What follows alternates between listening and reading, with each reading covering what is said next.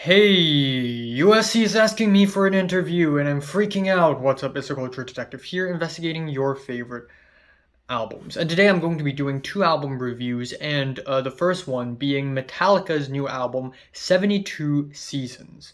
So, thrash metal, heavy metal outfit, the legends themselves, Metallica is back. One of the most influential, important, and well-known metal bands of all time. If you have never heard Metallica, what are you doing?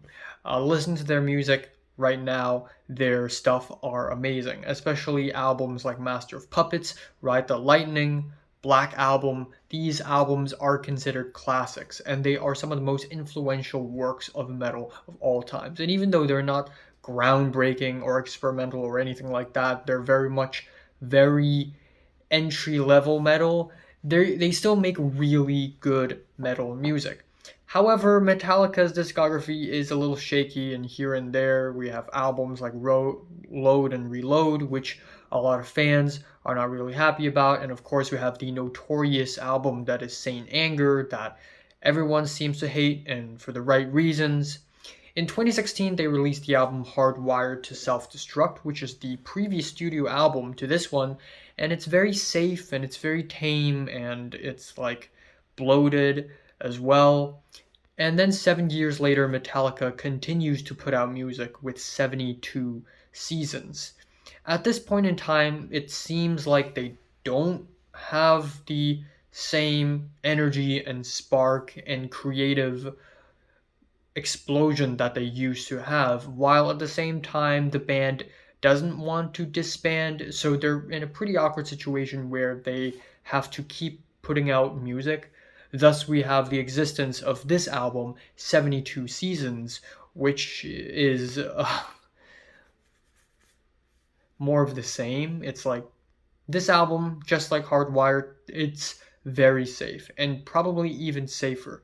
The vocals, while James Hetfield's vocals are fantastic, a lot of the vocal work is pretty safe.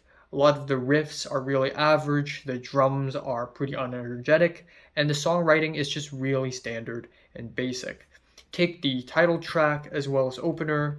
It starts off really strong with grim guitar riffs and energetic drums, but then beyond the 1 minute point, it just drags on and on and on and on and on and on and on. There's a guitar solo that adds literally nothing, and the track ends and it's like nothing happened. Shadows Follow is a super one note and one dimensional track, and then Screaming Suicide. Yeah, it's a very heavy subject matter. How the heck did they manage to make this track so boring? The riffs are repetitive, and the spoken word is really, really uninspired on this track. Following that, we have Sleepwalk My Life Away. Lars Ulrich does whip out some awesome, intricate drumming patterns in the intro of the track, but literally after 5-6 seconds, the drums become the same boring, repetitive pattern again, and nothing is offered from this track. The track You Must Burn is a more slow paced track, and it gets even more redundant and repetitive because of its slow pace. Thankfully, the track Lux Aeterna is definitely one of the highlights on the album for me. It's one of the most energetic tracks, and simultaneously, it's the shortest track. This thing blasts through with a lot of power. It's basically a barn burner. The vocals, the percussion, the guitars, they're all so full of energy. The band is firing on all cylinders, and the track is really solid. And then following that, we have Crown of Barbed Wire, which is a really tame track with cumbersome guitar riffs and drums, Chasing Light with the nice sharp guitars, but once again, it's so one-dimensional. It doesn't progress forward. The track, I just feel like the track is stuck in some petrified state or something. And then If Darkness Had a Sun, James Hetfield provides some fantastic vocals. The vocal layers, the screams, the yells, they're all so awesome. It's just awful that his vocals is wasted on such a drab melody. And then Too Far Gone, which is another slightly better track off of the track list. I really like the riffs. I like that it sort of throws back to the golden era of Metallica, and Hetfield's vocals are ethereal.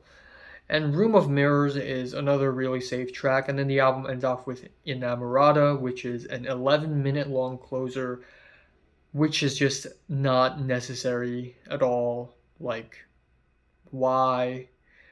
If you're giving us more of the same, you're just giving us more of the same in 11 minutes. So yeah, at the end, I'm just not very impressed by this album at all. I just don't think it's that inspired or interesting or energetic. Maybe old-time Metallica fans would have a good time listening to this one, but on a musical standpoint, on an artistic standpoint, this album is really bland, it's forgettable, and unfortunately, I have to give this album a strong 4 to a light 5 out of 10. So, have you listened to the new Metallica album, 72 Seasons? Comments below let me know, subscribe if you want more, and thanks for watching.